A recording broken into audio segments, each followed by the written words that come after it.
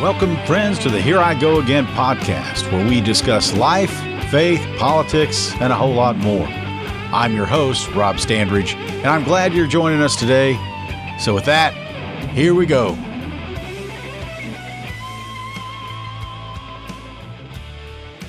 Welcome to the Here I Go Again podcast.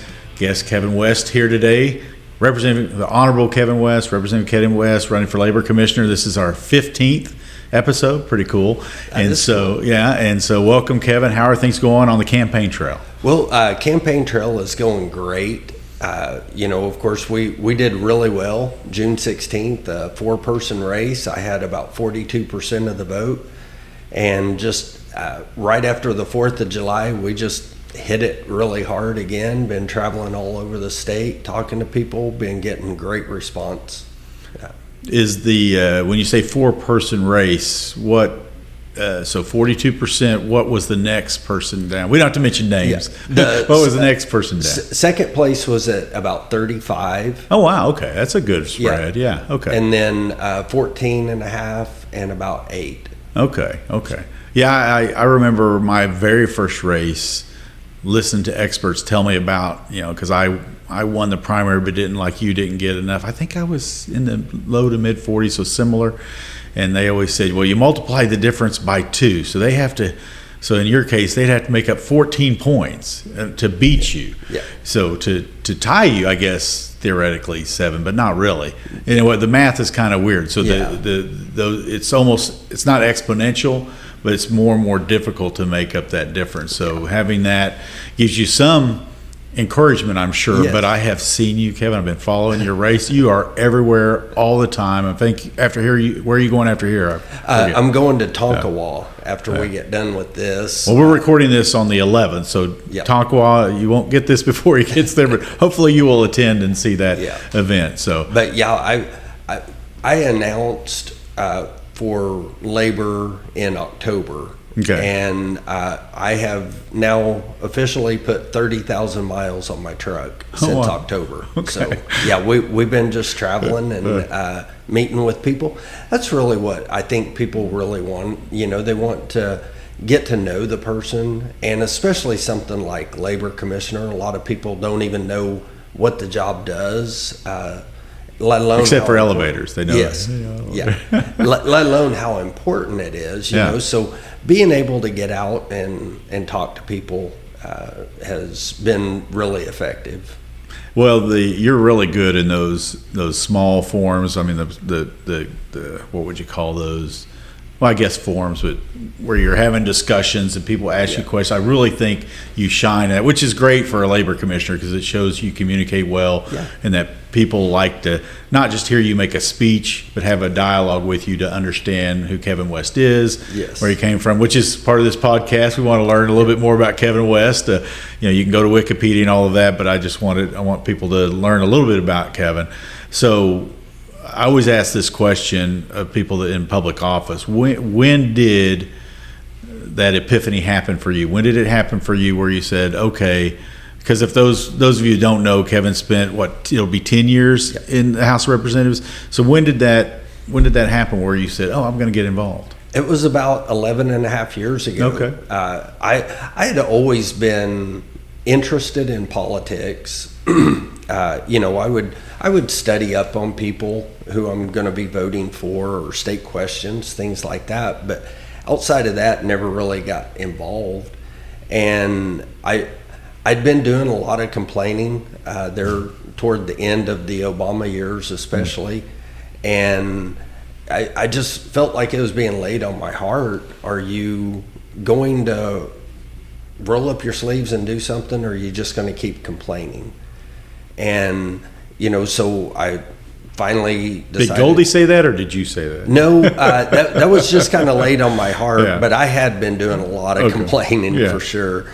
And so I started looking into it, and lo and behold, my state rep was in his last term, and so I started looking at it. I represent District 54, which is Northmore in South Oklahoma City.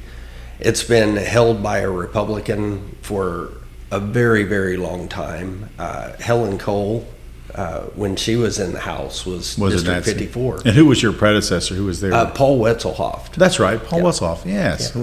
we know Paul. And so everybody that I talked to said, hey, that sounds great, but, expect a huge primary. That's where it's going to be won or lost. And so we just hit the ground running, started door knocking about 14 months before the election, wound up with no primary. I had a Democrat and a independent, won that general, and then got to start serving with you. Yeah. And you came in, let's see, I guess 4 years after I came in. Yeah. And then, of course, my first 2 years, we had the teacher walkout. Oh, yeah, you All came in that just fun. at the right time. Yeah, just at the right time. It was perfect. Teacher timing. strike, but yeah, teacher walkout. And so I wound up in that next election in 18. I had a Democrat opponent and won that one. And then I haven't drawn an opponent since. My background, I'm in commercial cabinet making.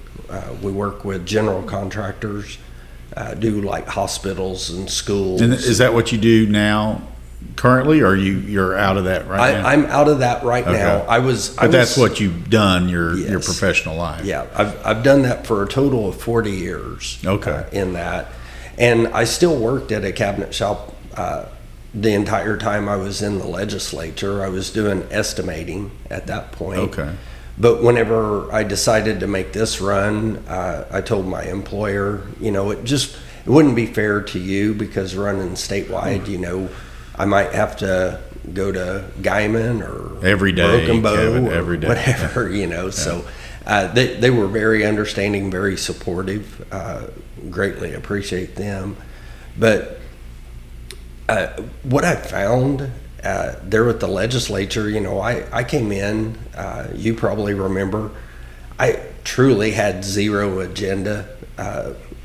Probably my biggest priority was knowing where the bathrooms were on each floor.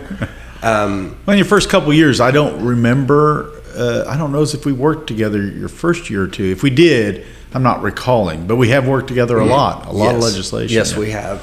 Well, really, my first 2 years, I don't think I even got a single bill heard over in the Senate. Okay. I just put some stuff out to kind of know what the process was like. They weren't hard hitting in any way, shape, or form, but you know how it is. You can explain to somebody what it takes to do it, but until you actually do it, you don't know. It is, they don't call it a sausage factory for nothing. Yeah. It's very difficult, especially for new legislators. Lisa, Senator Standridge, Yes. that's there now. She's learned that even though I was there, she's new. She just got there, and it's difficult to get things done up there. It is. So I guess we were similar in the fact that those Obama years that kind of were driving the country in the complete wrong direction, I think inspired a lot of folks to get involved. And I guess that's a good positive result, silver lining. You were before we started this podcast, we were talking off the air about some things that I've been following the Fauci and the vaccine issue, but you had shared, if you wouldn't mind sharing with our viewers, we'll talk about this a little bit because we have some legislation we share that's somewhat related. Right. But we're talking about the vaccinations and the Fauci, and you had told me about something I guess Senator Ron Johnson had mentioned. So what was that? I was listening to Clay Travis and Buck Sexton's show on the way over here, and apparently yesterday they had Senator Johnson on, and they were talking about some of the things that we now know, and they were saying the official word is that women who were pregnant and got the vaccine, overall there was about a 12% miscarriage rate, which is high. What is the normal in the normal population? I did not hear what the normal was. I just Okay. heard that one was high. That is high, okay. But then the one that really jumped out to me, if you only look at women who were in the first trimester only, Right. that it was almost 82% miscarriage rate. Really?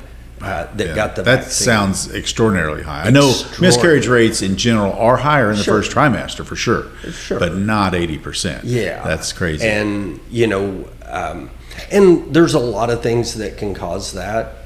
Oh, yeah, you sure. know, I mean, I'm a cabinet maker. I'm not a doctor, but I do know that there's a lot of things that can cause that. But When we don't even know what all. I mean, God does some amazing things, and one of the things He did was maybe to protect us or whatever. We don't know. We try our best, and I know expecting moms do everything possible they can, but sometimes things happen. But it's really sad, that this was things that our government knew.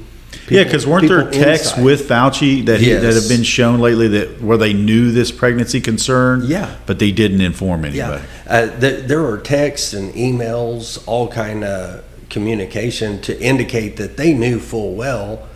And of course, all of this stems from the diary that Fauci was keeping on government property, a government-owned computer. So that's how they were able to access this. And it was a government-issued telephone that he had all these texts with.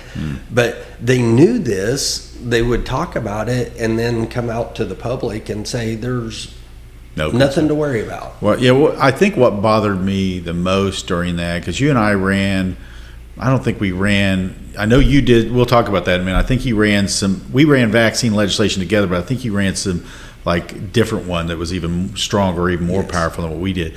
But for me, as a health professional, what bothered me is when you give somebody a drug, you want to make sure that the good outweighs the bad. Yes. And in the case of the vaccine, we didn't know all the bad. It was brand new. It was experimental. So understandably, those I don't know about Fauci, but I mean, in general, I think health professionals wanted to try to save people. Absolutely. But why in the world would you be giving a vaccine to people at almost zero risk? That's what bothered me. Yeah. Giving it to children. Children were at unless they were immunocompromised in some way. Yeah. They were practically at zero risk. And I don't know about pregnant, expectant mothers. I don't know what the risk rate there was, but you need to always look at that. And so if they had known this factoid or would have made it public, then the scientists could have simply said, okay, well, for expectant mothers, realize that you have this increased risk and you're at this much risk of dying of COVID. And so then they could make that decision on their own. Exactly. And so that's where public health, when it's government controlled, runs awry, I think, of real health care. But that needs to have parental involvement, patient involvement. So what I've got a list of the stuff you've done, but I know you remember the stuff about the vaccine. So I know you and I'm very proud of the mask stuff. We can talk about that in a minute. But what vaccine legislation did you run while you were there? I ran one, and we put it in the masking bill, and that's how we finally got it. That was more of an informational, though, right? It was informational, and quite frankly, it seemed very simple to me because the state of Oklahoma already has it in law that you can get an exemption for your child to not be vaccinated in school. And that can be 0 vaccinations, or maybe they just want to do it on their own schedule or whatever. I heard Trump talk about where even when he did his children or vaccinated his children, that him and his wife separated MMR into 3 separate vaccines. And he's certainly not a health professional. So I don't know what I just heard him make that comment. I don't know what led him to do that back then, because I don't think the concerns were as prevalent when his kids were born. I think today, many parents probably would opt to at least do those types of things, especially in Oklahoma. Yeah. So go ahead. And so what this bill said was acknowledging that if a school is going to put out information saying, hey, you need to get your kid vaccinated for the upcoming school year, they have to just include or have an exemption on file. So that the parents are at least aware. Because a lot of them are not. It, and we're acknowledging what state law is. Because state law is either or. And I actually ran that bill, I think, 3 years in a row. and could not get it across the finish line. I finally got to where I could get it out of committee. The first year I couldn't even get it out of committee. Was this when we were Democrat controlled? No, no, we were Republican controlled. Finally got it out of committee. Then I couldn't get it heard on the floor. But when we had the masking bill, which also addressed the COVID passport in higher ed, we included the have to have an exemption on file disclosure. And so I think that was a really important bill on I know Governor Stitt told me at the time that was his, maybe he says this to more authors, he said that was his favorite bill, at least up to that point. I think like you mentioned, the history of the vaccine, I think one interesting thing, and I give our colleagues a hard time, but I understand that it doesn't make you a rhino not to do that. But I mean, it is frustrating though when you see something that you believe is pretty common sense. I mean, just information. But the mask thing was crazy, Kevin. I never understood that. It never made any sense. I mean, I remember on the Senate floor, I had a bill that just said that people didn't have to wear masks. And you would have thought I was, passing socialism or something. The Republicans went crazy. Yeah. And some of them walked out on the floor. And thankfully, thanks to Senator Nathan Dahm, because he's the one who had that vehicle, all his bills, I think, were killed. So he handed that bill over to us, and we were able to put some of this stuff in. And I still, because there was a lot of opposition, you know as well as I do, you have to work within the system. Yeah. We still had to leave out the part about the general public. Yes. So our bill was only about really school. Yeah. Because nobody wanted. I don't understand that. Why would you want the government to be able to force everybody to wear a mask? I never have. Yeah. I mean, take your risks. I mean, exactly. Especially here in Oklahoma, as a business, you can say whatever you want. Yeah, mandate whatever they want. And you can't come into business, right? You can't come in here unless you're wearing a mask. Right. They say you have to wear shoes and a shirt. That's right. So, I was working in a cabinet shop during that time, doing the. You probably wear masks anyway because you're in a cabinet shop. And the owner, kept asking me because he knew that I was in the legislature, and I told him, I said, if you're asking my opinion, here's what my opinion is. But frankly, this is your business. You get to determine what you think is best. And you may gain customers, lose customers, gain employees, lose employees, up to you. And ultimately what he did was office personnel, if you could work from home, which most of us can because everything is done on a computer, that was highly recommended. Mm-hmm. If you did come in, we had a period of time where if you did come in, you did have to wear a mask. Our shop people are spread out, which, like you said, we're sanding on wood. There's a lot of dust and all that, so the mask out in the shop wasn't necessarily a big deal. Right. So we were able to navigate through that fairly well. But yeah, it just never made any sense to me. So much fear. So much fear. And I understand that. I mean, I know people that lost loved ones, and even to this day, when I see somebody, so we just got back from Florida, which hopefully one day will be my southern command post. I was thinking of Rush Limbaugh when I thought about doing some podcasts from down there, but you see more people in masks there. But when I see that, it doesn't bother me. I think, well, maybe they lost a loved one, or maybe a child. You don't know. Just kind of like working in a pharmacy, I always told my employees, you don't know. They might have just lost their husband. They might have just lost their dad. Or they might be compromised. And they're really sick. Right. Helps them to feel. And I say, it's my dad used to always say, whatever floats your boat. Unless you're harming me or my family, I don't really care. That's what bothers you when the government, though, does. Yes. When the heavy hand comes in and says, we don't care what you think, then it makes you look at people differently. Mm-hmm. Because then when Kevin West is wearing a mask, are you doing it to shame me to wear a mask? Because the government tells you have to do it. I'm doing it. Why aren't you doing it? That's what people were feeling during that time, I think. And so, yeah, it really accentuated that divide, I think. I know Oklahoma City did a mask mandate. in the schools. Ugh. Yeah. And when the schools did it, those first few schools, they were in direct violation of the law that you and I had passed. That's correct. The superintendent of Oklahoma City Schools just blatantly said, we're not going to follow the law. And I'm like, well, yeah, Fuhrer, I guess you can do whatever you want. I mean, evidently you can, because nothing ever happened. And then, of course, it went through the courts and it got ping-ponged around. Ultimately, the Supreme Court mostly upheld it. Right. They wound up going back to what your original I think it was what my original language was, but you guys had that heard over in the Senate and had. Well, they upheld all the vaccine, all the informational stuff, but in the beginning, they essentially vacated the mask thing, put it on hold. But in the end, it was kind of upheld. Yeah.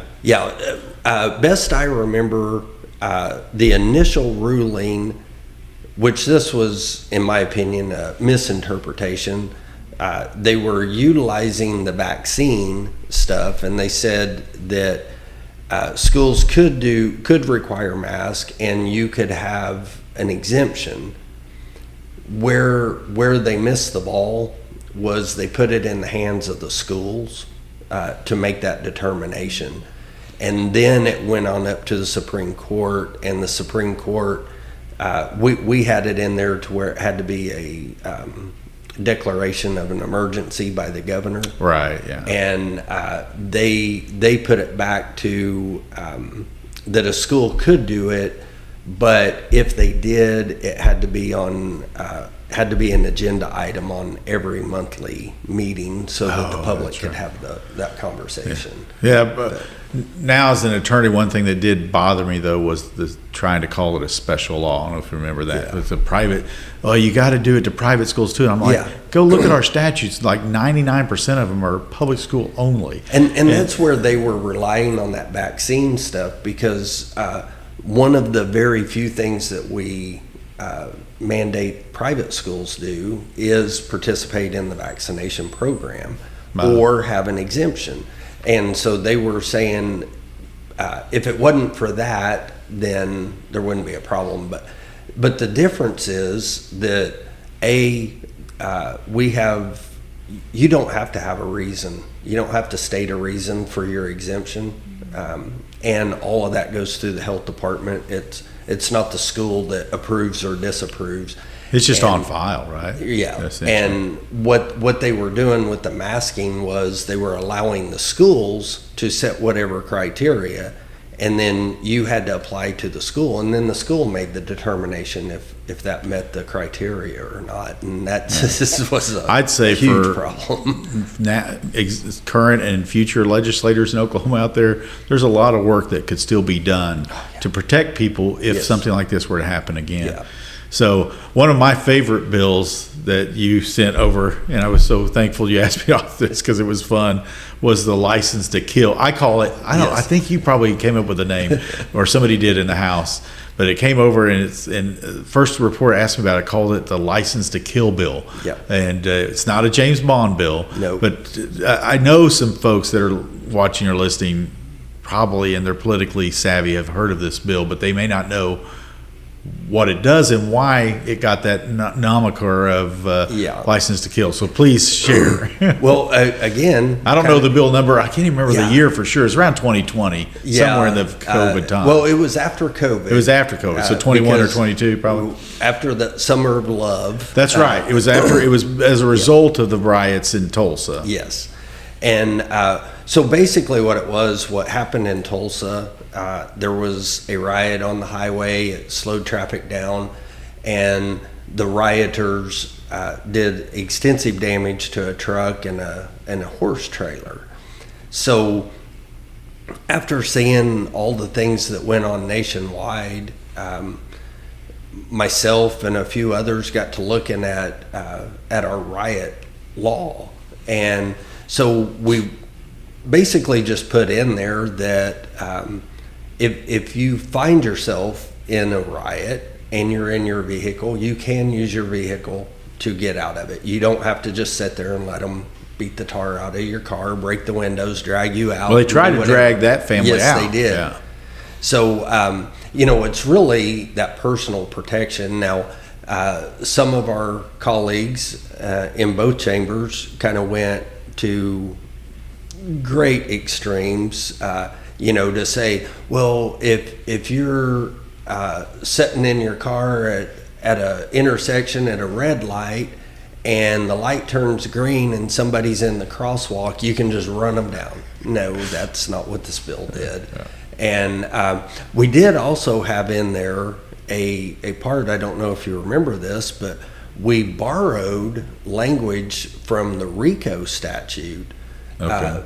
Which is how we wind up getting like mobsters and stuff, and put that language in there to basically say that if you, Rob Standridge, buy a whole bunch of bricks and put them in Oklahoma City so that the rioters have bricks, and we can tie that to you, then we could charge you with that. That part did get overturned by the court because they basically said it would be too hard to determine if that's why you were doing intent. Unless you're building a building down there, and even if you're building a building, you're going to have all the bricks in one spot. You're not going to have them spread out all over downtown. But why wouldn't you just leave that to the DA to prove intent? Yeah, I mean they could have. That's kind of what I said, but they struck that part down, okay. but kept the most important part really. But we had also heard not so much here in Oklahoma, but in other states where people were doing things like that. There would be pallets of bricks just randomly show up, and the rioters were able to use that to do even more damage. It's amazing that whole summer, or actually it went on for a couple of years, really. Yeah. Still kind of does a little bit. Yeah. It's like, because the whole ICE thing, I mean, why so much violence? The left is out of control with violence and hate. But I won't. You reminded me, because I know I don't want to throw her completely under the bus, so I won't mention her name. But one of my Democrat friends in the Senate, I really enjoyed her. I do. I think I like her. She's super nice. But man, when she gets that microphone, but she went on and on with me about a mother crossing a crosswalk, and to be honest with you, she didn't explain it as clearly as you just did. Yeah. The light's green, now it turns, or it's red, now it turns green, and they're caught there, and you could just run them over. She just said you could just run them over anyway. Yeah. And so she knows. That's why I don't want to mention her name, because I mean they know that's not what the bill allows for. They know. but I don't know why this whole left-right is turning into the left defending crime and riots, and I mean why? I mean this is not what the left and right was about 20 years ago. And nothing in that bill prevents people from having their say. Sometimes things happen that are egregious, but there's a right way to do it. Yeah. No, I'm sure if you just went driving along and you weren't in any danger and you run over people, this law is not going to protect you. No, but I am fascinated by that, because prior to Obama, I think Obama created so much of this division and hate. Yes. Whether he did it intentionally or not, I don't know. But that time period, that 8-year time period, really created a lot of division and hate. Because before then, it was like big government versus small government. Mm-hmm. And the right's sometimes guilty of corporate welfare, something I don't like. So you have that on the right, and you have smaller people, and you have unions versus non-union. These things. Big healthcare, small healthcare. But over the last decade or two, it's turned into this crazy hate fest where the left, if you do not agree with them on every crazy idea they have, because you don't have to agree with every crazy idea on the right. I mean, even some on the right say, well, that idea is a little crazy. So it's like, you don't have to agree with that. I mean, the left has gone away from independent thinking and into this track of hatred and rioting and violence. And it's almost like a hive mentality. It is. It's they accuse anybody that supports Trump, they accuse it of groupthink and Kool-Aid and all that, which is so weird because I don't support him on everything, but I do think he's one of the best. I'm a huge Reagan fan, so I hate to diss Reagan, but I wasn't really in tune during Reagan. So as far as my life is concerned, he's by far the greatest president that has served, does what he says. Is he right all the time? No. I mean, I don't want to get into him, but there's several things he does that I'm like, I do that different. The Iran thing, Monday morning quarterback that, maybe it could be done differently. Right. But he is literally trying, and he's, this Save America, if he can somehow get that done, that will save. So I love the legislation. I know it's labor commissioners, what you want to talk about, so maybe we should do a segue over to that, but, anybody knows I fully endorse Kevin West for labor commissioner. I think you do a fantastic job, just as you did in the legislature. But let's share a little bit about, besides elevators, labor. I don't want to belittle the job. It is a very, very important job. But what are some of the things that the labor commissioner does that Kevin West would have a natural aptitude to take care of? Well, the things that it does is, first and foremost, you enforce all of the labor laws in the state of Oklahoma.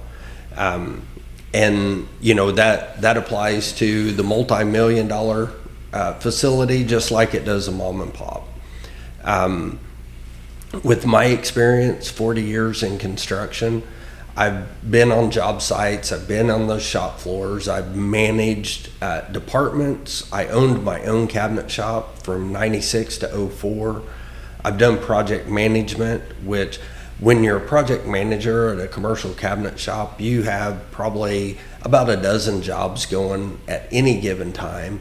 And they range from we just got the contract to we're trying to get out the door and get on to the next job. So, and everything in between, so you're juggling a lot of balls at the time. So all of that, gives me a lot of discernment. I know what it's like to hire people, look for talent. I know what it's like to work under those conditions, all of that. We also do the inspections, like you mentioned, elevators, boilers, and amusement rides. And then there's some limited licensing. But other than the two areas, other than the enforcing the labor laws and adjudicating cases where there's a dispute between an employer and an employee over wages or hours, everything else falls under safety, whether personal safety, public safety, things like that. So having again that experience, I've worked with the Department of Labor on these job sites.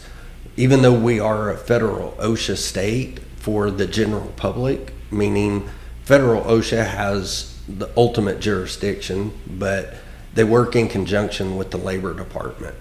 If it's state employees, then that is under the Department of Labor for the safety issues. Oh, for the safety issues. Yeah.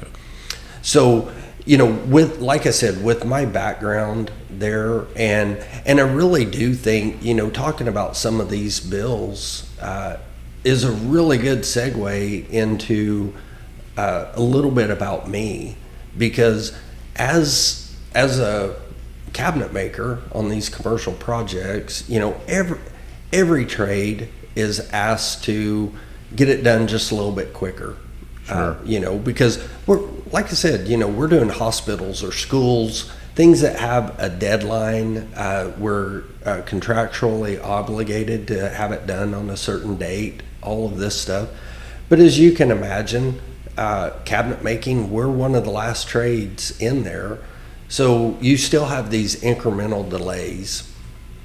So my entire career has been about identifying a problem, and then you pull people together to come up with a resolution, and then you execute that so that you can get it done on time. And as you know, your time in the Senate, and even just people watching know, we've got a lot of people in government that are really good at identifying problems. I mean, it's campaign season. Every ad, somebody is running to fix a problem. Right. True. So whether the problem really exists or not. Exactly. Yeah. So we have no shortage of people who can identify problems. We have a shortage of people who can actually pull people together and start coming up with solutions for that. And I say my legislative record is a really good indicator because, like I said, I had my agenda was to be a blue collar Oklahoma common sense voice at 23rd and Lincoln. And once I got up there, you know, these things started presenting themselves, and most of the people in the building agreed somebody needed to do something, but nobody was really stepping up to do it. Yeah. So, you know, my third year, first big bill that I ran was constitutional carry. Oh yeah. Yeah. We had passed it the year before. Mary Fallon vetoed it. Yeah. So Senator Nathan Dahm Yeah. had his vetoed. Yeah. So my third year, Governor Stitt's first year, He said that's the first bill I want to Yep. sign. Yeah. and that's what he signed. Yeah. So, you know, that kind of launched all of this. That shows how well you work. I mean, I've always noticed this about you, Kevin. You always can pull people together, work, whether you end up being the author or you work to get somebody else to be the author. I think that's a skill set you have, which, like you say, I think that fits very well within the Labor Department. Right. And, you know, I've had the opportunity to run bills that were possibly even more important than some of these high profile bills that I've ran, you know, like on banning gender procedures on minors or vaccines or all that. One that I'm incredibly proud of is expanding apprenticeship programs to 16 and 17-year-olds. Didn't make any headlines, you know, but what that does is it gives an opportunity for a kid who's still in high school to experience what it's like in the real world on this job. Oh, you know, yeah. whether it's a construction job, we have some kids that are being able to shadow at independent pharmacies like what you have, shadow with nursing, get them on job sites. And one of the groups that works here in this area, they work Oklahoma City, Moore, and Norman. Right before high school graduation, they had a signing day ceremony, and they had 40 kids that had gone through that program, built a relationship with these employers, and they were agreeing when they walk off that graduation stage, they're walking into a job. Into a job, right. That yeah. pays $70,000, $80,000, $90,000 a year to start. So those are some of the, in my want to list as labor commissioner, those are some of the things, you know, I really want to highlight things like that. We have other programs that vary across the state, you know, based on what that area's needs are, but you know, really highlighting that because so many employers don't even know that that's available. That's perfect. So this legislation that we run, you know, similar to the one you ran, do any of them put the labor commissioner at the point of that? Let's see, PR spear. Not specifically, so, but it's more a Department of Commerce or something like that. But maybe the labor commissioner could take on some of that. Yes, absolutely, because the Department of Labor and the Office of Labor Commissioner are both in the state constitution. But then it says the legislature will determine the duties. Yeah. You know, and typical, so you go to Title 40, which is where almost all of that falls. And the very first thing in there, this really jumped out to me and really spoke to me, is the labor commissioner shall foster, promote, and develop the welfare of the wage earners of the state. Oh, wow. Okay. So, I mean, you tell me, listeners make a determination. I think, helping to build these pipelines, promote things like that is fostering, promoting, and developing the welfare of the wage earners of the state. For sure. And if you're helping, to me, that statement also says that the primary function is to be the voice for the worker. If you're helping the worker, you're helping the business. So I see it all going hand in hand. And as labor commissioner, I'll be in contact with virtually all of the businesses in the state of Oklahoma. So having those conversations, what are your needs, for you to be able to grow? The state does not facilitate those apprenticeship type programs, which that's a more of a generic term. These aren't certified. They're not programs. state. These are programs that can be taken advantage of. Right? Yes, and our VOTEC system recognizes them. So are they through the VOTEC system? Yeah. I assume, right? Yeah, okay. and or the schools, but if they're in a program that allows for that, then the hours that they spend on a job site counts towards their classroom hours. Oh, okay. So, was that in that legislation as well? Yeah. Okay. So, here in Norman, we've got the Aviation Academy, which that would be a great place to foster and promote. And because we have a huge burgeoning aerospace industry in Oklahoma. So there's a lot of areas where if you did take that on, because that would be almost something I think the labor commissioner would have to proactively, which I could see you doing that, proactively say, I think I'm going to start doing this. Well, it's kind of like if you remember back when Mark Costello was he was out there all the time. He was out there on a lot of things. He had a lot. Most of his revolved around promoting safety. Yeah, and again, that's helping the workers. Because if a worker doesn't go home whole, it hurts the business. But even more importantly, it hurts that family, because if you're not able to go to work the next day, that causes major disruptions. Whether you get a settlement or whatever, it's still not the same. It'd rather be prevented in the first place. Absolutely. So, have you visited at all with we both, I think you came in before Leslie Osborne left. I think you probably served a couple of years with her. So she's the current commissioner, labor commissioner, and I served with her. In fact, we had a great working relationship when she was in there. Have you visited with her at all about what the challenges are? I have not had a sit down with her. I've been really focused on getting all over the state at every corner. To be the nominee for the Republicans. I absolutely will once I sit down. Once I cross that hurdle on August 25th.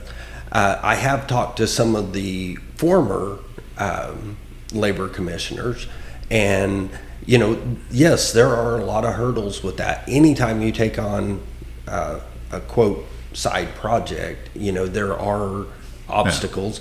You have to be able to still do the job. And kind of like I said, especially being a project manager for multiple projects, having a division that's doing inspections and a division that's doing adjudicating cases and enforcing laws and doing the licenses, is pretty much what I've done most of my career. Yeah, I think that I don't know the background of all four that you were up against, but my guess is that your background of owning, operating, doing these, and in your private sector on top of your legislative experience, I think gives you so much better resume, in my opinion, than any of the others that were running, which is probably one of the reasons why you finished on top. And one of the reasons I think that you have a good chance of finishing. So, back to some legislation. So we talked about some really good stuff. So what is it? Did you do critical race theory? I can't remember. Okay, I thought so. So, in Cleveland County, in my district, when I served, I tell people this because I co-authored it and I did a press release and I talked about it, but I wasn't the author. And so this may be some advice for some legislators out there. People in my district really thought I did that. Oh, yeah. And so and of course I'd say, yeah, Kevin had something to do with it. But anyway, I hate to say enjoy, but politics, you need to have some enjoyment in it, because it can be a drudgery if you're not careful, and you can live on disappointments instead of achievements. But I really enjoyed that because it really brought to the forefront in the legislature a discussion about something that was a little uncomfortable, because people don't know what critical race theory is, Right. and I don't think they still do. And so until you see it, in fact, until I saw a video of a person teaching it to teachers in Norman Public Schools, I mean, literally teaching it, I really wasn't that aware. So, and I think, for me, when you think about pure politics, a lot of the things you did and we did together, like the mass, I mean, that's really policy over politics purely, even though it's very political. Yeah. Critical race theory is as well. However, in the public eye, I think they see it as political, but you studied it at length. Can you, in a nutshell, tell people what is critical race theory? What is it? Critical race theory, the way that it's listed in the bill, which we list the 8 main tenets of critical race. Yeah, you can't really say critical race theory. Right. You have to define what it is. Right. And what that is saying that because you are a male, you're better or worse than a female. Because you're white, you're better or worse than somebody who's not white. And honestly, that's one of those bills that it has been a while, but that one is probably the one that has lived the longest in the media, because it was probably 2 or 3 years after it passed when the movie Killers of the Flower Moon came out. Okay. And I was getting calls to do interviews about the critical race theory and could that be shown in school and all of these things. And I've said this in multiple interviews. It usually doesn't make the final cut, whether it's printed or videoed. But after really digging into it, I'm actually kind of surprised that during or right after World War II, we didn't pass something like this, because it's exactly what Nazi Germany was saying. They were saying, because you're Jewish, correct, you're less. You're inferior. You're inferior. Right. Because you're not of the Aryan race, is what it ultimately Right. came to. You know, blonde hair, blue eyes, white skin. That's the superior. That's the goal. Everything Just else like is Hitler. inferior.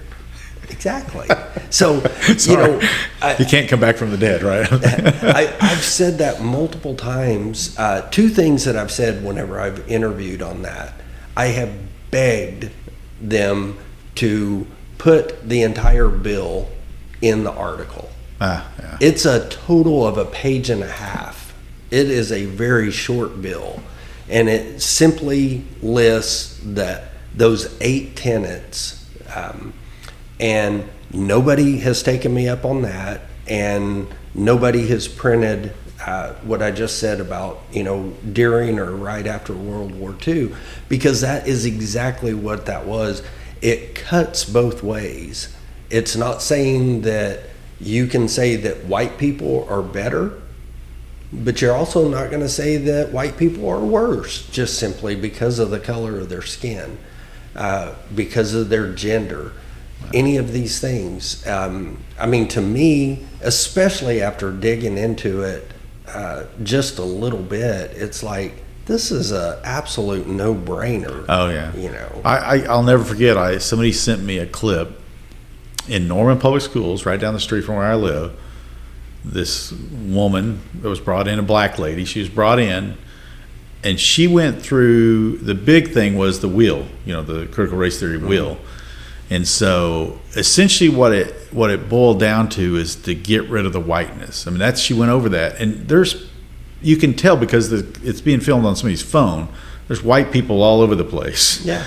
And they're not cheering, but they're doing the I'm like, that's your children. I mean, I don't care about you. I could care less if you're inferior, but these people are essentially saying that your child is not as good as the next one, based solely on the color. It's no different than the discrimination we did to black people for 150 years. Absolutely. It's actually worse because we're not helping, I don't think, black young people by this, making them hate white people. No. That doesn't help anything. No. You can't push people down to bring others up, and that's what it's all about. And they're still doing it. Yeah. They're still doing it. They're still doing it. And you hit the nail on the head with that. This is teaching our children that because they're white, there's something wrong with them. That's right. And sins of the father, so to speak. If you reverse that, because this bill, like I said, it's a two-edged sword. It cuts both ways. If you were to stand up and say that a black child is inferior, everybody would be like, oh, well, you can't say that. Right. But it's perfectly okay to say that because you're white, you have to be on an apology tour. That's right. You know. That's right.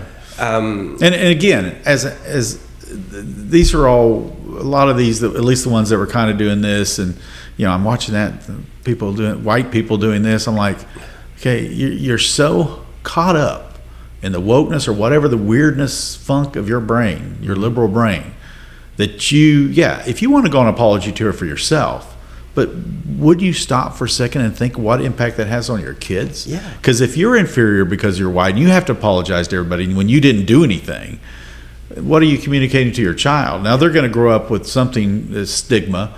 So, they want to get rid of stigmas all the time too. Homeless stigma, drug addiction stigma. Yeah. So now they're going to stick a stigma. Get rid of all these stigmas that you don't like, but let's add a new stigma to young white kids. And I just don't. We don't want to do that for young black kids. We don't do it to any kids. Well, let them grow up as equal as possible. Yeah, and of course, I don't think that this issue, it probably just started kind of creeping up right at the end of your tenure. But DEI is a lot the same. And we've done nothing. It's still rampant at OU. Still rampant. I had two pieces of legislation this past year. I got both of them passed out of the House. Couldn't get a hearing over in the Senate. Probably because you used that David Bullard guy. It's probably. One of them I did. One of them was somebody else. But I love Senator Bullard. I'm just kidding. Yeah, he's awesome. Yeah, David has become one of my go-tos. Yeah, he's a great guy. And if he's running something, if I get a phone call from him asking to run a bill, I know it's going to be something along those lines. It's going to be interesting. If I call him, it's going to be interesting. Yeah, right. But what these two bills did, they kind of worked in conjunction with each other, and it was focused on higher ed and their accreditation. To get their curriculum accredited, most of them have DEI garbage in there. Yeah. So this was the first one was simply just a report. We need to know if it has that, if it doesn't. No penalties, no nothing. And then the other one kind of took it the next step, that you start working on a plan to get off of that. You replace it still, because there's a lot of the southern states have started working toward coming together to come up with their own curriculum and things like this that are accredited just the same. You're not lowering these standards, and if you can't find something, then you can continue doing what you're doing. But the whole point of it is we need as many states as possible to get on board with something like this, so that they can start getting together to come up with accredited courses that don't include that. Because I've always been offended that just because, now I'm 58 years old, because of my age, I might not be considered for a job if I'm putting in an application. I think it's just as demeaning to say that, well, we had one person of color, so that's the one we have to hire. I would always be wondering, did I get the job because I'm the best, or did I get the job because of something else? There's clearly a lot of DEI hires out there that aren't the best quality. Yeah. I mean, we see that every day. Well, I'll never forget Tom Gann, Representative Gann, running a meeting on the gender, some other bills that you've run. I'm not sure if you were the lead author on the one with Julie Daniels. Were you the lead author on that? Okay. But anyway, I know you've run some legislation on the gender surgeries and drugs and all that. But he had a meeting with the OU because they were doing these crazy things. Yes. And I learned there something that I kind of knew, but it's always about the money. I mean, for $500,000, we stopped them cold. Yep. They took $500,000 from them, and they all of a sudden stopped. I mean, like, is it so? Which was more? Which I thought we were going to have all these suicides if you didn't lop off body parts. Yeah. But now all of a sudden, if you're going to lose $500,000, you stop lopping them off. Yeah. So what is it? Which is more important? The supposed suicides, or living happily, or the money? It's always the money. So the same, I think, is going to have to happen with DEI. Yeah. Somebody's going to have to come along with the cojones. Hopefully my good friend Mike Mazie when he's governor. But the cojones to say, listen, guys, it's about the money. Yep. Cut off their money until they stop doing it, and they'll stop doing it yesterday. Yeah. Because if they lose money, that's their God. They worship the money. Yeah, and you absolutely. take their money away. Yeah, it's all about the money. Yeah, always. It's always been about the money.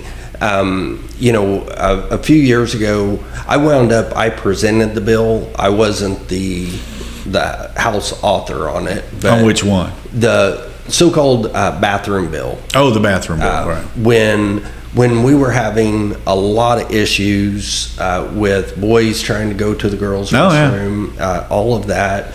And we even had one school in the state put out an official statement saying that there's nothing in statute that they could stand on to prevent that. Now, I would strongly disagree. I think common sense might allow you. Yeah. Like you don't let somebody go run naked up and down the hall. I don't think there's a statute for that, but you probably don't let it happen. Right. So a group of us over in the House got together and wrote what became the bathroom bill. And I was in that group, and I was the one that was elected to present it. And one of the things that we put in there was if you are found to be in violation of this, not that it just happens, not that a boy dressed up like a girl walks into the girls' restroom, but knowingly allowing this to happen. And it's found out that you lose 5% of your state funding. Oh, really? But that was in the original bill. That was. Did it make in the final draft? Yeah. Oh, really? It did. That is in state law today. Oh, wow. Okay. So there are no boys in girls' bathrooms, I would bet you. Well, at least knowing. After that bill, we had a school that had an incident that got some notice. And this was a student who had transferred into the school. And so the school officials say that they didn't know because it was a transfer in, and this boy was presented as a girl, and they just assumed that that's what it was. It was later there was an incident in the bathroom. Well, the police were called, and in their police report, the police officer's report said that they were having these conversations, and they went to the office and they pulled out this student's file, and it was clear that they knew that this was a boy, not a girl. And so one of the conversations I had with then Superintendent Ryan Walters was, you need to push this, because I guarantee you push this because either the school officials are lying or the police officer lied on the police report. Either way, we need to know from the general public. And if it was the school and you enforce that 5% funding, I guarantee you no school will ever do that again.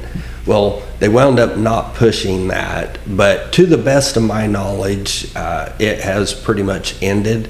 But those are some of the things that we're going to have to do, because you're exactly right. If there's no loss of money over it, or they can get additional money, they'll just keep doing things like that. That was one of the reasons. You mentioned Julie Daniels' gender procedure bill.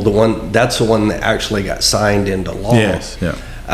I had one that I started in the House, myself and Representative Jim Olson, and in that original version, we included the prohibition of any state funds being used for the procedure itself, the drugs, the referrals, any of that.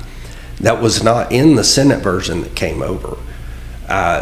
They did not hear my bill over in the Senate. They wanted to run they wanted the Senate bill to go through. I tried to get them to add that. I couldn't talk them into doing that.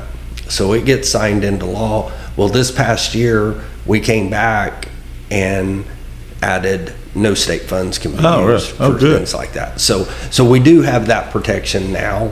So one other thing needs to be added is stronger cause of action. Yes. Like the Dobbs case. I mean, I ran that for several years, and I do appreciate Senator Daniels and what she did, but I do think the cause of action could be a lot stronger, and did talk to her about it at the time. You know, one thing about this whole gender thing, and, you know, the left, the crazy left, I guarantee you'll see all sorts of posts on this that say, you know, you're so focused on gender and all that. I said, whatever, say what you want. But this is about children at the end of the day. It's about protecting children. And so one of our judges here in Cleveland County, I learned, and so correct me if I'm wrong, but I did some research, Judge Virgin, our law does not allow you to change the gender of a child, that their biological sex, but he's done that. I've researched the county records in Cleveland County. This is the first time I've said this on my podcast. You just made me think of this. And I ran some legislation before I left to try to prevent judges from doing that, even though I don't think legally they can do that. But he's done it. Yep. And I'm very disturbed by that, because I don't know what goes through a person's head anyway as a judge, having that power to actually change what can't be changed. Yep. Bizarre, right? Well, I too became aware of that. Oh, you're aware of it as well. Okay, this is the first time I don't think I've told anything. Oh, it is fixed. Oh, I didn't know. Yes. It's fixed. How's it fixed? So, several years ago, I don't remember how long ago, Senator Bergstrom and Representative Dills had the birth certificate bill. I remember that, yes. But this is post that. Yes. Okay. So we had a person who was born here in Oklahoma, but now lived in, I believe, Oregon. Okay. That petitioned to change their birth certificate. Okay. We have no provision for that in our state law. It was a health commissioner a couple back made an agreement to go ahead and do that.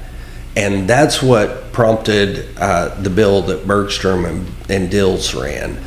And what happened, there are 3 areas of that law where we put the exact same language in that said you couldn't change from male to female or use non-binary. No, it was that you couldn't use non-binary in there. So the third part of that was in the section that describes reasons that you could change a birth certificate. And most of them are, mistakes, Scribner's error. Yeah, there's errors on birth certificates. Yeah, I assume there could be a gender error, but it's like 1 in a trillion, probably. Yeah.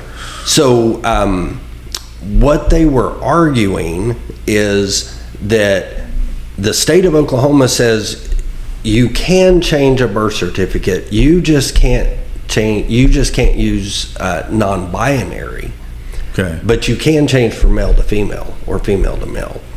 And then we had rules on driver's license that allowed for the change. If you had had the surgery, there was one other provision, and then there was one just because I just feel like I'm no longer a boy. I'm a So turkey today. Yeah. I found both of those. I got those 3 rules removed. They were in Service Oklahoma's rules. Now, Service Oklahoma didn't do them. They inherited them when we created that. So it was done sometime back. I don't know when. I looked. I couldn't find the origin of it. But we got those 3 rules stricken, and then we changed that one provision in the law that said also you cannot change from male to female or female to male, or use non-binary. So it was a technicality, and every court case that I saw relied much more heavily on the driver's license rules because they were broader. There were, I think the last one that I saw, there was one reference to the statute and about a dozen references to those rules. The ones I found, I think I found 2, 3, maybe 4 of them. So it wasn't a ton, but it was some. There was no rationale given. It was just a signature from the judge saying, "Yeah, okay." Well, the one that I saw, it had the full arguments and referenced those rules. That's how I was able to find them. Okay. And of course, the legislature approves or disapproves admin rules, but who knows how long ago that was put in. There was even some discussion when I was running the bill to remove those rules that, well, we have to do that because the federal government allows it. The federal government doesn't. It allows for it, but it specifically says it's up to the state to determine if you want to do this or not. We don't have any statutory authority for that, so we were able to get those removed. I did that with both of those bills with Senator Bergstrom. Well, I was baffled to see. I mean, I've always kind of liked Judge Virgin, but I saw that and I'm like, how can one man or woman, can one, whatever, that's that highly educated? Yeah. I mean, this is not, getting a law degree is not getting out of a Cracker Jack box. This is a highly educated individual that knows that biological sex can't be changed. He knows that there's chromosomal rationale for that. So to make that signature, to prove that to me, I found that very bizarre. Like if it's just some, what is a woman with if you watch that, there's a bunch of wacky counselors. Well, they're not highly educated. In fact, I'd say they're all morons. But I mean, for them to sign something, they have you can change it. Yeah, sure, whatever. The sky's purple tomorrow, whatever, pink the next day. I mean, they don't know. They don't have any biology, no really education. But for a highly educated, very smart, I mean, Jeff's a smart guy. For him to do that, that escapes me. Yeah, I mean, I would be interested to see if it's still going on. The one that you saw, because the one I saw. I'll find those. I have those. In fact, it may be closer on the tip of my mind because I was going through some stuff here in the last couple of days looking for something in my digital files, and I ran across some of that stuff I'd scanned in. So I'll see if I can find it. Yeah, because I had seen like 2 or 3. And what the ruling was that they could change their driver's license. I'll look at him and see. I did double check with our current health commissioner, and he said it doesn't matter what a ruling says on the birth certificate. We have no statutory authority to change it for those reasons. And so the 2 or 3 that I had to be on the driver's license, what you're saying. So which allowed for that. Yeah. Okay. The 2 or 3 that I saw, it was specific to the driver's license. Now, that's not to say that there might not be one floating out there that. Yeah, I don't know. Maybe that's what they were. I don't. It's been a number of years ago, but it. I think. I mean, maybe we're gonna have to get to this point one day where you just have to say you got to have your chromosomes looked at. Yeah. I mean, we can tell, just so you know. Yeah. We know, but I mean, just so you're comfortable with the decision we're making. we're gonna take a little blood. So we covered some great bills. I had a lot of fun working with you, Kevin. I think you great legislator, great member of the House. What other bills? What other? We covered the license to kill, and I feel sorry with one senator and her children, but hopefully she feels safe. Well, there was one, we wound up not getting this one passed, but I ran with your wife, the new Senator Standry. The much new and improved, greatly improved, for sure. She is incredible to work with. Yeah. We ran, we've ran together 2 bills that deal with homeless, and then one that goes back to the securitization. I don't know. Oh, yeah. She was telling me about that. I'm surprised that didn't pass. Yeah. Yeah. Huh. After Winter Storm Uri, we had these additional costs, and, we were all told in the legislature that if we don't pass this, we got to do it right now. If we don't do it, your constituents are going to get $10,000, $20,000, $30,000 electric bills. I remember that, yeah. And it ultimately passed. I voted against it for multiple reasons, but chief among them is because they couldn't give us anything definite on even how much they had spent for those fuel costs. Let alone what that was going to actually be on somebody's electric bill. And so I was like, I want to know. I don't want to just agree to a bill that's basically giving you a blank check. Yeah, it was a blank check bill. Well, it passed. The Corporation Commission finally worked through all of their challenges to it and everything, and they got the bonding done, and it equated to about $8 instead of this $10,000, $20,000, $30,000, $40,000 bills for each person. Really? Yeah. And we were also told that it would probably be 8 to 10 years for them to get that paid off and pay off that bond. And even though it said in statute 30 years, so that was one of the questions that I asked, and come to find out it's a 28-year deal. So for 28 years, everybody's going to get to pay an extra like $8 a month for 28 years. One of the corporation commissioners at the time said, well, we saved the average customer about $450. Do the math. $5 a month for 28 years is way more than $450. But that's all beside the point.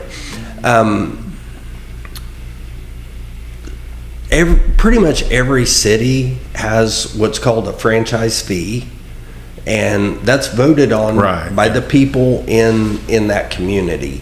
And what that is a tax on top of what you're already paying for your electric bill. So the city can make revenue off of it, essentially. And like I said, it's all upfront, transparent. Yeah. The people vote on it. They either pass it or they don't. Well, one of our major cities figured out that, hey, we could put a franchise fee on top of that securitization amount, even though it is specifically a separate dollar amount shown on your bill. And they challenged and fought for it and were able to get it. And won. In other words, they were able to tax the repayment of the securitization loan. So I introduced legislation that said that you couldn't do that unless it was specifically voted on by the people. Not touching your franchise fees at all. We're talking about this amount, and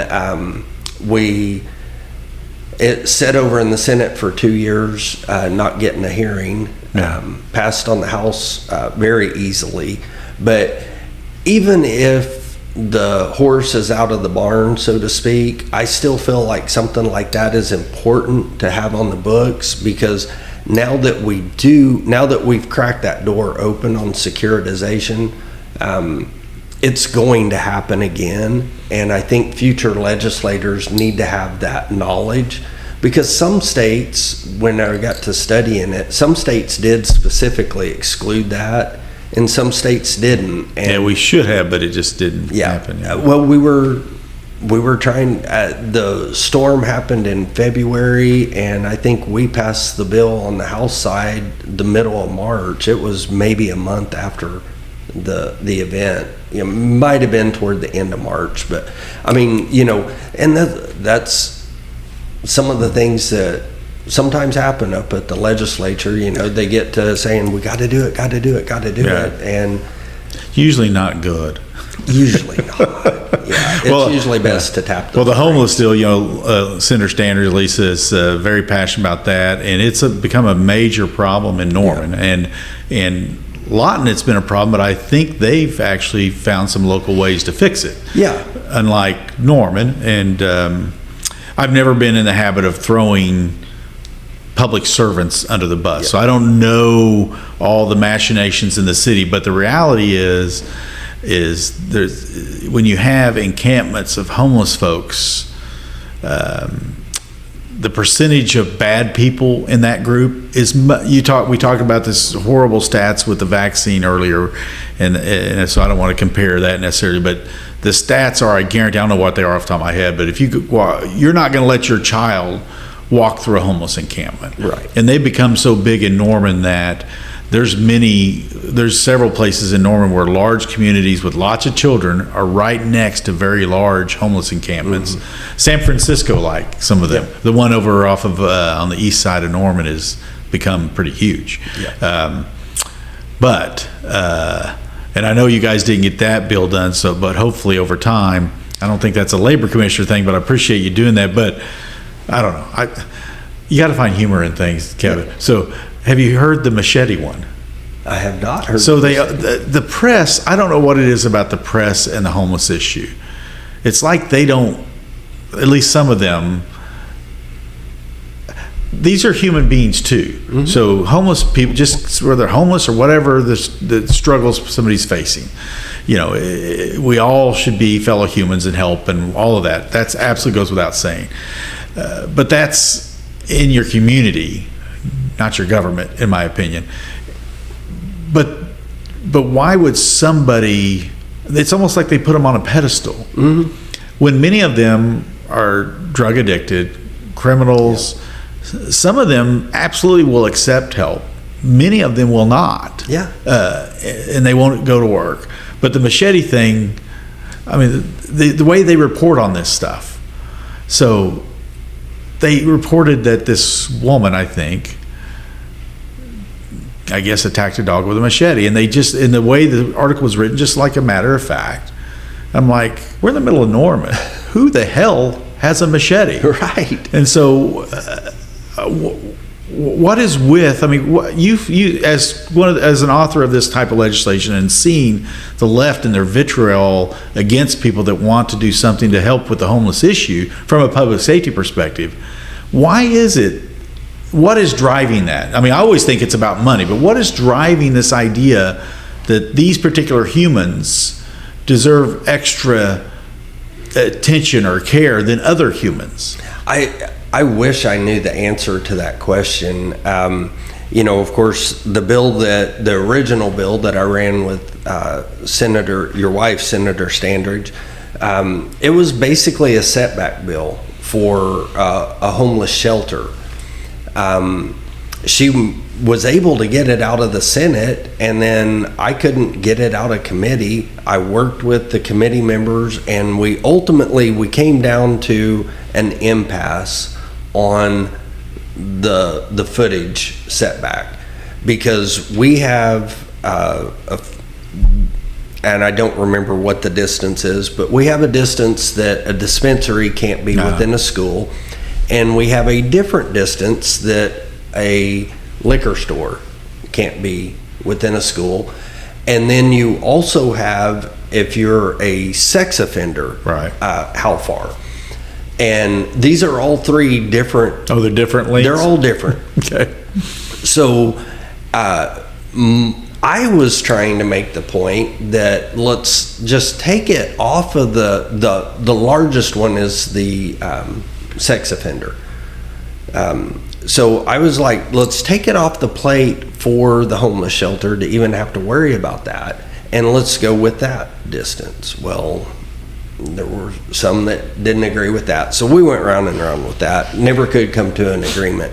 So this past year, kind of really digging into that issue, I wrote a bill that really didn't change a whole lot about what we do dealing with this, but what it did do was it gave us some oversight on the money side, and it also gave us some health standard minimums.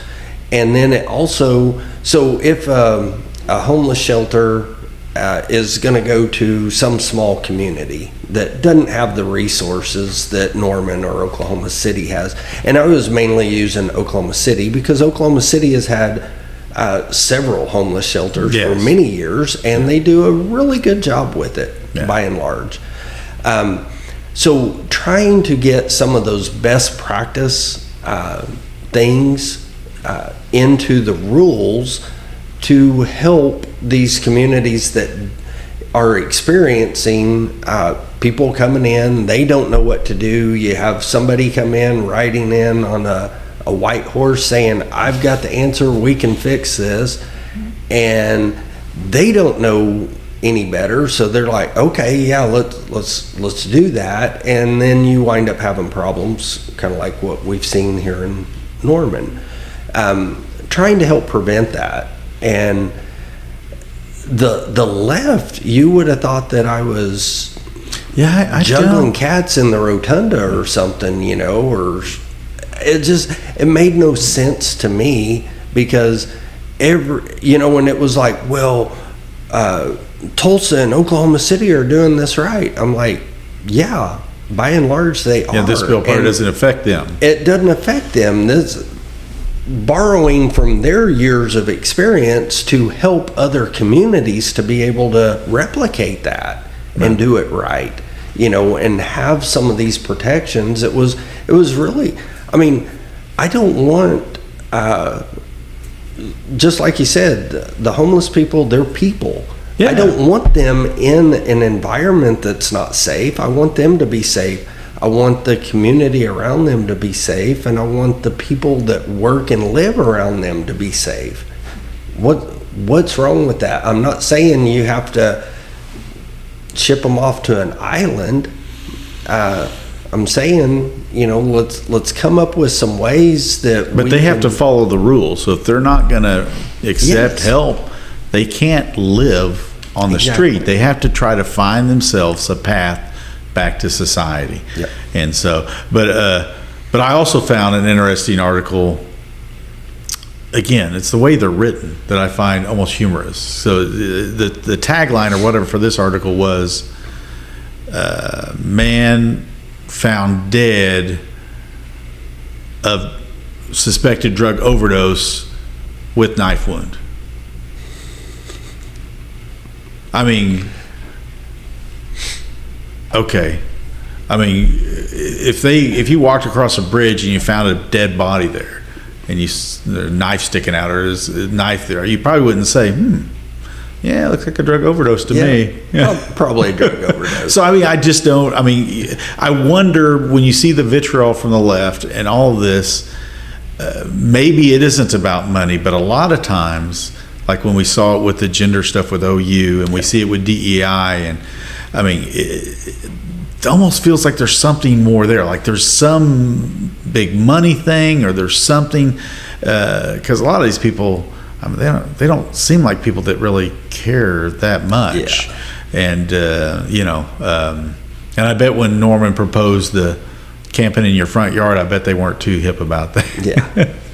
But the homeless issue is going to be a tough one, I think, for quite a few years. Yeah, I think it will be.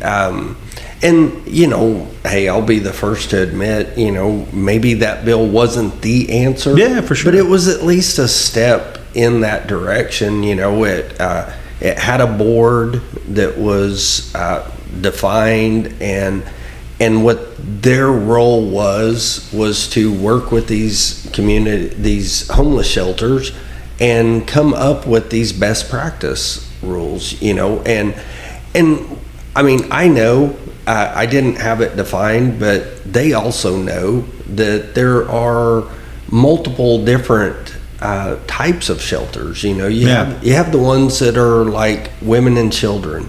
You have the ones that are families. You have the ones that just take. What are the ones called that they have where they don't do any checking or anything? There's a name for them. Anyway, that's the kind that I guess people are most worried about. Yes, because there's no way to know, especially like on the east side of Norman, there's schools and stuff right around there. So there's legitimate concerns. I mean, if you don't know who's in there, how do you know that it's I'll probably get slammed for this, but how do you know it's not a child predator? How do you know it's not somebody selling drugs? Because there's a lot of drug selling and buying and using going on in some of these encampments and shelters. So what is that? God, I cannot think of the name of it. Zero barrier? Low barrier. Low barrier. So I don't know that world very well, so I may be speaking out of without much knowledge there, but that is the one that I think a lot of people are concerned about, because if it's within a few hundred yards of a school or children, which is anywhere in Norman, really. I mean, is that? But I mean, Oklahoma City, would probably say, well, we have what are we going to do? We got the problem. We have to, So it's a tough area. It's a tough problem. And I've had extensive conversations with different groups that run shelters, and I understand their side of it too. Okay, we have a population that is not highly mobile, and they need resources. So we need to be near those resources. Well, that almost automatically puts you close to a school in just about any community across the entire state of Oklahoma. That's right. Yeah. So there are issues, but to just say that we can't figure anything out, so we just let you guys all figure it out. That's not a solution. You've got to keep having the conversations. Yeah, the problem, though, it's the same problem we talk about with vaccines, whatever. Anytime, though, the government comes in, and I've talked to Senator Standridge about this, when the government comes in too heavy, like if they say, we got to take care of this, well, there's dollar signs associated with that. Yeah. And so how much you willing to spend? And whenever the government starts a new program, it never ends. When they do the pilot program, that pilot doesn't retire at 60 anymore, or whatever the age is these days. He keeps flying. Yep. So I think the government needs to kind of come in and put some guardrails or something. So, but don't fund anything. Don't start a big, state-funded facility, because it will only balloon and grow. Because it's kind of like fixing mental health. I mean, there's not enough beds, there's not enough money, there's not enough of, but it is what it is. Well, what is some of the stuff you worked on your last 2 years that have been? I mean, you in the last 2 years you served as assistant floor leader, right? Yep. And then the calendar committee, still you were on that, or whatever the committee is that puts the bills on the floor. Yeah. So what has been the thing that you've achieved in the House besides legislation that you're most proud of? Well, my time over in the legislature, most of that time I've spent 6 years being the chair of general government The last 2 years, the House went to a tiered system. So I did 4 years as general government. And then the last 2 years with that tiered system, I was government oversight, which has several committees that feed into that. So it has to pass what we call a policy committee and then come to oversight. So I've got elections and ethics, pensions, county government. That all kind of funnels into that? That feed into that. And it's a large committee. We kind of have a split calendar on our committees now, because you got to have enough policy bills ready to be heard, and we don't allow them to jump. They have to go through policy. Okay. So it really adds another step. Yeah. It's like doubly assigned no matter what, right? Yeah. And then if it's got money, it probably has to go again through a finance or appropriations. Well, theoretically, if it has money attached to it, it already goes to an A and B subcommittee. And then to appropriations. Now over there, that's a little bit different animal. It can go just straight to full A and B. Most of the bills go through a subcommittee, and then and really what a lot of the fear with the tiered system was that, that's just going to be a better way to just kill really good legislation. And what has wound up happening is that's not been the case. We've been able to, what I do with my committee, which we have, we can meet 2 times a week, and we usually have at least 2 weeks, so 4 meetings that we can have. And multiple times I've had a bill that come in, and we get asking a lot of questions, and the author will elect to lay the bill over, work with the committee on an amendment, because what we're trying to do is get amendments done in the committee as opposed to doing it on the floor, because you know how it gets on the floor. On the House, for sure. And you're trying to keep up with, a bill that has 4 amendments filed on it, and 2 of them completely change the bill. You don't even know what you're reading, what they're going to actually present. So trying to eliminate that. And I haven't had staff run the numbers, but I would say that we probably have about half as many floor amendments as what we did before. Okay. My philosophy on it, I told all of the subcommittee chairs and vice chairs who also serve on my committee on that oversight, I told them, I said, it's your job to vet the bills. If it passes your committee and I get a request to hear, I'm going to hear it. So if it's a bad bill, you're gonna. So the policy committee still is kind of responsible for making sure policy. So now, what we more deal with is some of those finite details. So as far as coming over to labor, I see it quite the same. You're overseeing a state agency that has multiple departments, about an average of 80 employees. It goes up, when you're doing ride inspections. County fairs will be getting into high gear in the fall. So we'll bring more people on to do things like that. But you've got all these multiple agencies that you're overseeing, and I see it being a lot the same. Working with these varying subject matters from each of these different policy committees, and being able to work with the people that it affect, the lobbyists, and the committee members, to figure out, is this a direction that we want to go? And then being on that, what we've done over in the House is also every oversight chair, which we have 6 oversight chairs, are also on the floor team. That's your what you call the calendar committee, where we review. So we've got at least one person in the room that has heard that bill, knows something about it, so that when we're reviewing it, we're not like, because what we used to do before, if nobody really knew much about the bill, we would hold it and have somebody go talk to the author about it, maybe have them come in and talk to us, but at least this way, we've got a better understanding of what's going on. And I think, all of that directly feeds into, and then the last 2 years I've worked on the Administrative Rules Committee.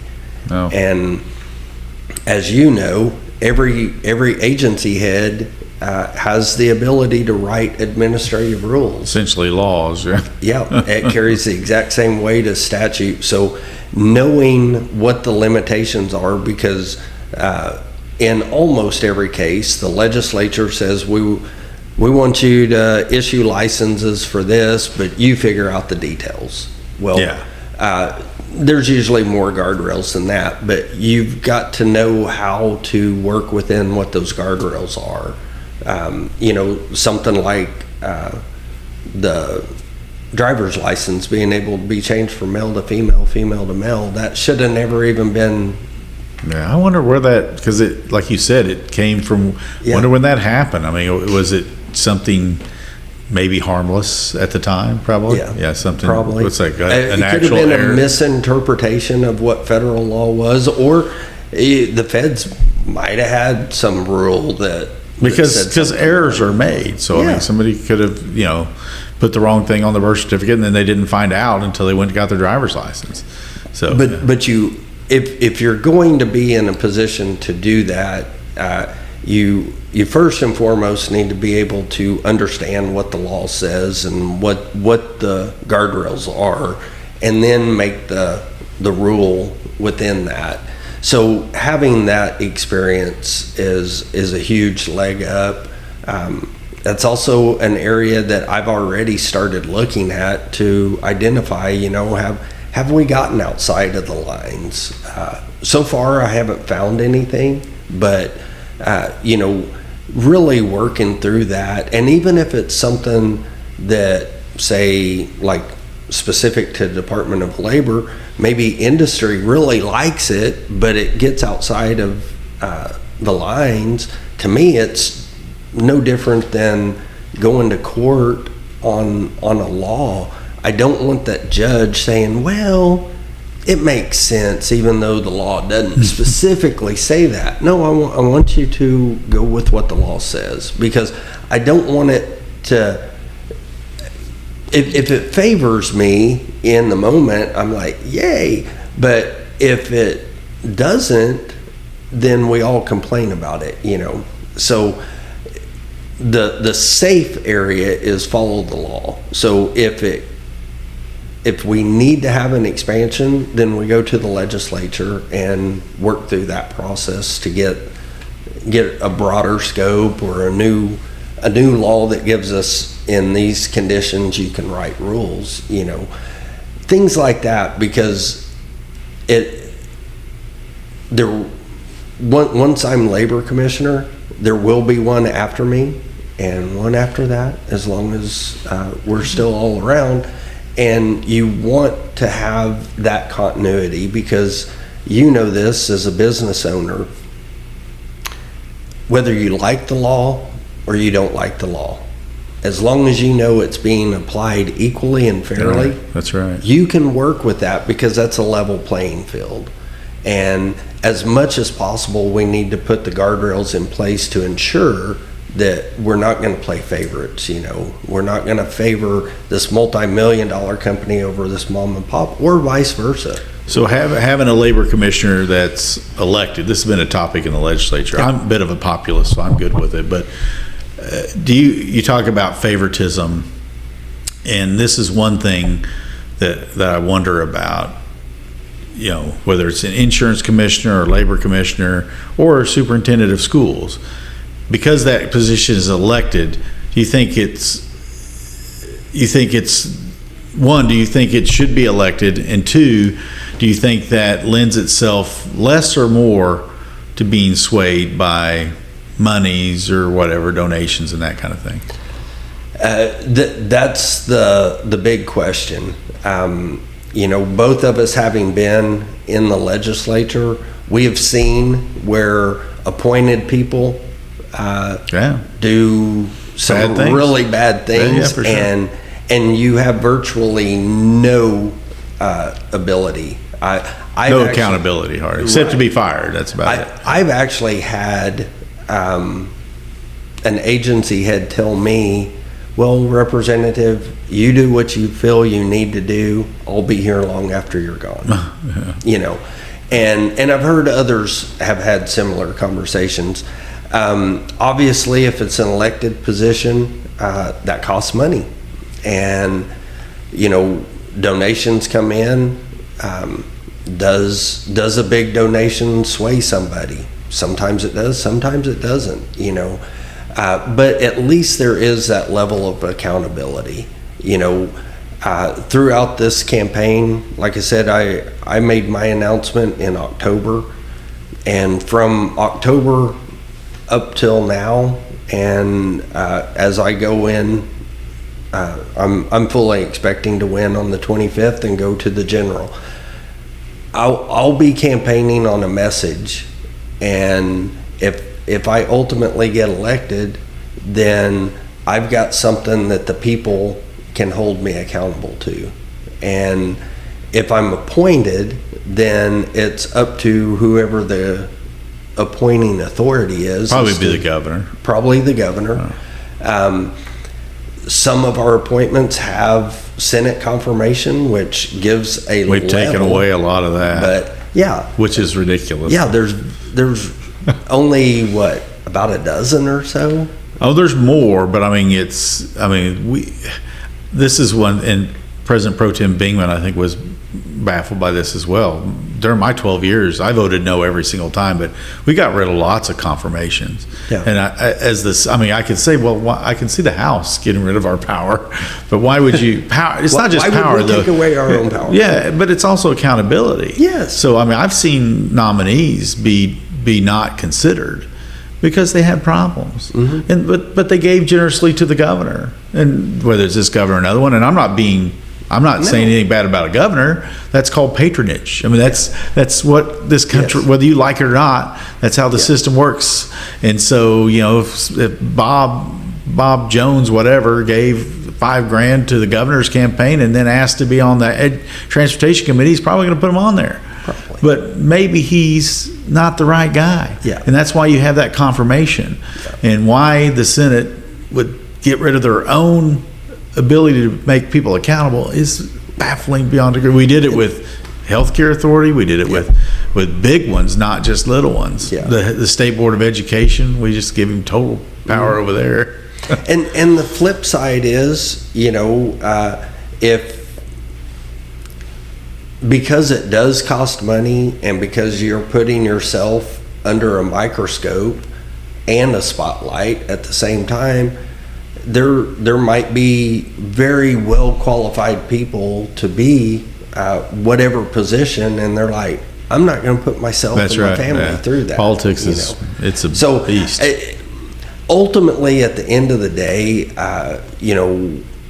what was it? About 6 years ago, we put on the ballot to make the governor and lieutenant governor a ticket, like we do with president and vice president. Right. And that made it to the ballot, and it was on the same ballot as medical marijuana. I think it got the exact same vote that medical marijuana got, just in the opposite. The no. People are not real quick, even though they don't go to the polls like they should, or they don't study research. They're not real quick to give up their right to vote for some of these. I agree. So. Yeah, I wish I call on, every time I do one podcast, I call on voters, please do. You'll win with 80% or more if they do their research, Kevin. I mean, nothing against your opponent. It just is what it is.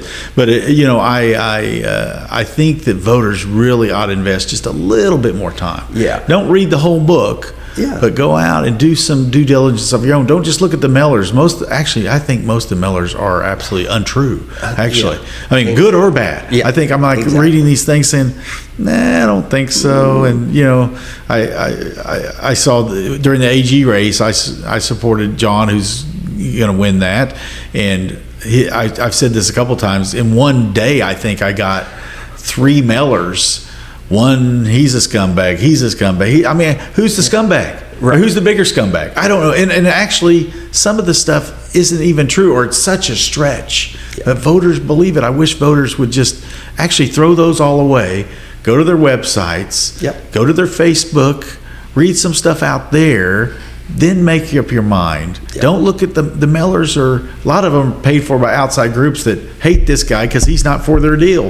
And they'll make up whatever. They'll say, he was in Costa Rica 3 years ago. I think he's made a deal with the communist leader there, so whatever. You never know what these people will say. And so, and oftentimes they can just say something and it drops like 2 or 3 days before the election where you can't even counter it. You can't counter, or you don't have the money to counter it. It's a statewide race. Who's got the money? Right. And it's not only that.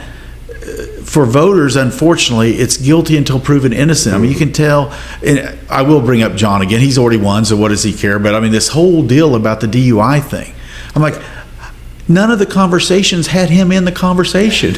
I'm like, I might talk to you and say, Kevin, that governor, Kevin, I'm going to give him a call. Now, I don't know whether the governor had a hand. He might have the power to do something. I don't think the floor leader actually would. Yeah. But he's not even quoted. Yeah. But I had voters tell me, well, John was involved. Yeah. I said, they mentioned him. He wasn't in the conversation. They don't have a phone call with them and him, only between the two guilty parties that probably schemed all day long about, and I don't even know them, but I mean, they might have been talking about how the AG will help them, or how the governor will help them, how Representative Smith would help them. Who knows? Yeah. So it's crazy. Well, to your point, the overall point, and I say this all the time whenever I go and talk to people. If your toilet breaks and you want to replace it yourself, but you don't know everything about it, you're probably going to do some research on it. You're going to Google it. You have a hole in your sheetrock that you're going to plug. You don't want to hire somebody. You're going to learn a little bit about that online, and 9 times out of 10, when you go to the store, you have a pretty good idea of what you're getting into and how to do this. Every single one of these candidates have a website, Facebook page, all of that. Now, and I say this too, my website is exactly the same. I put on there what I want you to know about me. Right. But then they can go to social media. Exactly. But you know what else is on there? My email address, my cell phone. Call me. Yeah. Send me an email. I wish they wouldn't believe the mailers. Yeah. I mean, I just, good or bad, whether I'm for the candidate or against them, I say just throw them in the trash. Yes. Most of them are untrue, positive and negative. And if it has the candidate's name on it, I'd be more likely to believe at least they're trying to be honest. Yeah. It's maybe stretching. Yeah. Like, I was the king of the world. Well, no, you were just king of one little country. But anyway, but they're probably, because they know they're somehow accountable. But if it has paid for by logistics in Cleveland, Ohio, they don't give a crap. No. They'll say whatever because they have a vested interest in one of the 2 candidates or 10 candidates, whatever. And I say this too, if you find a website that has an email and or a cell phone number on it, and you send them an email or a text or a phone call, and they don't respond to you, that probably tells you something about them. That for sure. I think I've always told candidates that have asked me, I said, put your stuff out there, because I've had people, because they're one of my opponents at one time, because I didn't put my cell phone number on everything. I put on some stuff, but it wasn't intentional. I just neglected, and he made an issue of that. That's fine. He wasn't lying. It wasn't on some stuff, and so since then I've always said, put it. Nobody calls. But they should. They should. Like, especially if they see something negative about you, they probably should text you or email or call and say, listen, I saw that you and whatever that girl is in South Dakota, you both killed your dogs over the weekend or whatever. I don't know. But, yeah, I mean, just a simple question to the candidate, and probably you would get a phone call if it was something like that. Well, I had, there's a ton of Facebook groups and everything else, and I am endorsed by OK2A. Oh, yeah. I've ran a lot of legislation for them. And one of their discussion group pages, they had put something out about the candidates that they had endorsed. This was before the primary. And, I see it, and I'm looking through the comments. And usually if I see something like that, I'll put a link to my webpage on there or something. Well, I saw one person multiple times commented saying, but why are you endorsing these people? And nobody really answered this person. So I sent an instant message to this person and said, here's my website, and if you would like to talk to me, here's my phone number. And I got a phone call. We had about a 45 minute phone call, and now that person is supporting me wholeheartedly. Do a little bit of this kind of research, because you do it for your whatever food you're going to feed. I wish your more dog voters would do that. Whatever. See, we need groups, and not that OK2A is going to be perfect about every pig, but if people would take that time to go through and find a group that they like or trust, but vet the group too. Yes. Because I actually, I do like social media to some extent, but it's so full of falsities. You got to be careful. Yeah. But I have noticed that I'll agree with a group on one thing and disagree with them on another. So make sure you do that. But please, voters, take a little bit more time. It's not for labor commissioner, because that's Kevin West, but any other seats, take a look. West is best. But what other things I think we've done? This has been great, Kevin. So what other things have we not covered? I know we've you mentioned the county fair. So you don't do the food trucks probably, though, do you? You just do like the rides and stuff like that? Do the ride inspections, and again, that's a public safety deal. Right.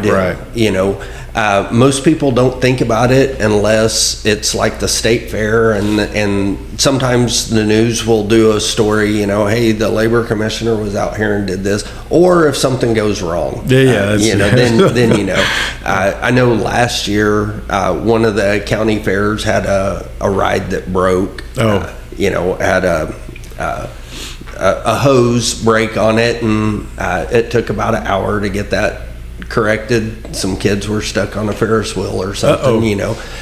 Things like that are going to happen, but it's machines, right? Yes. It's about that safety issue. And like I said early on, safety for me will never take a back seat. I mentioned that I've been around table saws for 40 years, still have all my fingers. I have I'm obviously not a professional, but I have a saw stop, but I've never tested it. But I have a saw stop table saw, which I think's incredible technology. Everybody should have one of those. They're going to have a table saw in this day and time, but I have a regular table saw too.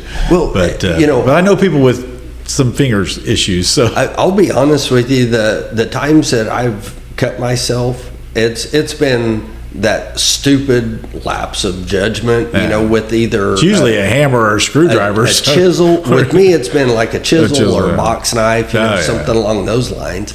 But yeah, really having a focus on the safety. Well, this has been your world in the private sector, and of course, the legislature is a big part of its task is ensuring safety. And this is a department that most of the people watching this probably don't realize that we often, because I'm still in the legislature, but the legislature often writes bills that affects labor laws. Oh, yeah. And the Department of Labor enforces all of those. So it is one that has a lot of interaction with the legislature, or should, And, being able to have those kind of relationships and combined with the experience, like I said, you have a pharmacy business. I know next to nothing about that. I know that's where I go when I go to the doctor and I get a prescription. But I know what it's like to work for somebody. I know what you go through because I've had to hire skilled people. I know what it's like for you to try to find skilled people. So where with me, we can pretty much cut to the specifics that deal with what you're dealing with, as opposed to having to cover all these bases because so many people haven't been out in the real world. A lot of people haven't been. And it's and being an employee is different than running companies and having your own company. So, well, I think you will do an amazing job, Kevin. I think you're perfect fit for it. I'm excited for the 25th. I think you have a very, very good shot of winning, but don't stop working. Nope. Tonkawa tonight. And probably somewhere else in every part of the state between now and the 25th. I've got something, I believe, every single day up to election day. I bet you do. Well, until those polls close, there's still votes out there. So still texting, still calling, Yep. still. Well, good luck, Kevin. Well, I know you're thank you. going to take it home.